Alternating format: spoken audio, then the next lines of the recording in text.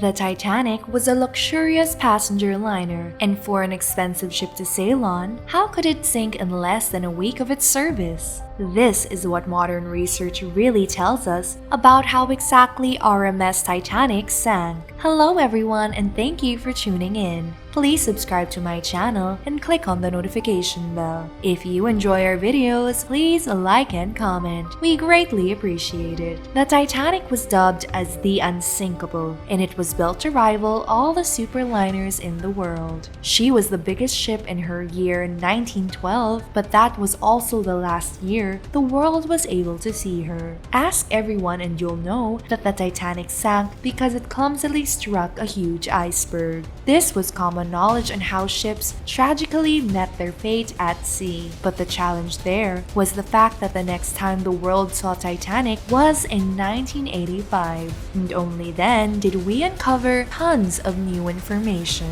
The ship that cost about $500 million in today's money took 26 months to be constructed. Titanic shipyard, Harland and Wolff, took 3,000 men working from morning to evening, 6 days a week, to build the monumental superliner, paying them £2 a week. The men took the job as it was a good wage in those days and took risks as the shipyard didn't utilize any safety ropes in construction. In the end, 8 men died by construction accidents and 246 were injured, but the finished ship was awe-inspiring to behold. With a length of 882 feet, a width of 92 feet, and height of 175 feet, and a usable volume of 46,328 tons, Titanic had bragging rights. The interior was inspired by classical design like old-style paneling, domed ceilings, expensive paintings by famous artists, sculptures, and grand staircases and 10 decks. The ship had facilities that balanced the interior with modern designs such as swimming pools with heating, a beauty salon, a gym, and a squash court. You can order a stylist to get you ready for dinner, as well as a professional to provide you with a popular Turkish bath service. Pets of first-class passengers had a special place of their own, where they were cared for in a very professional manner. The ship also had on board a newspaper called the Daily Atlantic Bulletin. Most of all, the ship had a dining area, which was lively at night. First-class passengers had 13 courses, each with its own wine. The kitchen had 1,500 bottles of wine, 2,000 bottles of beer, and 8,000 cigars. Being a first-class passenger aboard the Titanic was likely England's #1 trending luxurious experience, April of that year. What everybody didn't know was the ship's true condition and the management's work quality, which were two factors to their maritime demise. April 14, 1912, 11 p.m. RMS Titanic struck an iceberg, which caused her to sink 2 hours and 40 minutes later. Over 1,500 lives were lost to that cold, unforgiving spot in the North Atlantic. That is over 2/3 of the people on board. Over the years, modern researchers tried to uncover the deep-sea mystery of Titanic's demise to answer how the early 20th century's biggest achievement didn't even last a week of service. What they found out will shock you.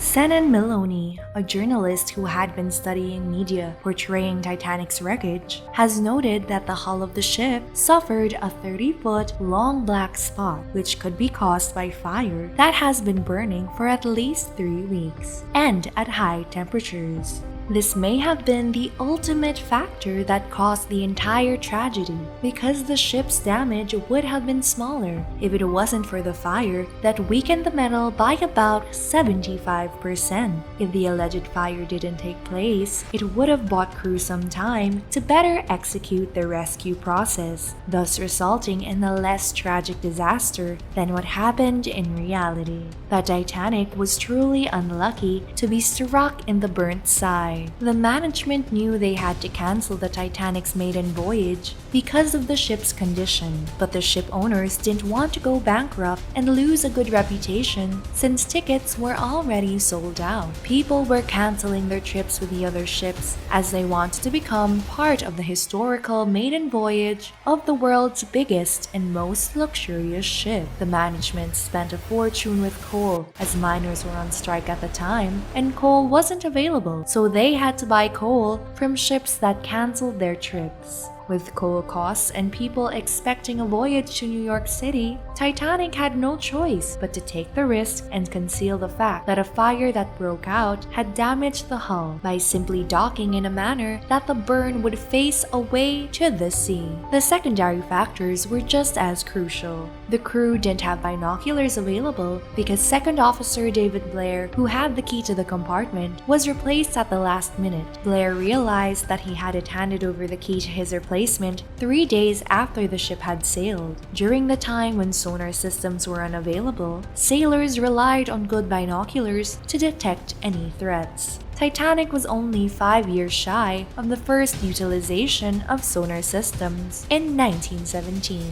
Besides fire and binoculars, Titanic also had 2 little lifeboats. The designer thought that having around 50 lifeboats on deck would make it look too cluttered, so they went with only 20. And, much to modern mind's surprise, that was legal. Laws back then stated that the number of lifeboats will depend on the ship's tonnage, not the number of people on board. The Titanic would have needed at least 60 lifeboats to rescue every person on board. Speaking of rescue, survivors also criticized the crew's ineptness in launching the boats. They took over half an hour when they could have done it in 10 minutes. This can be blamed on the fact that Captain Edward John Smith had the lifeboat drilled cancelled for some unknown reason.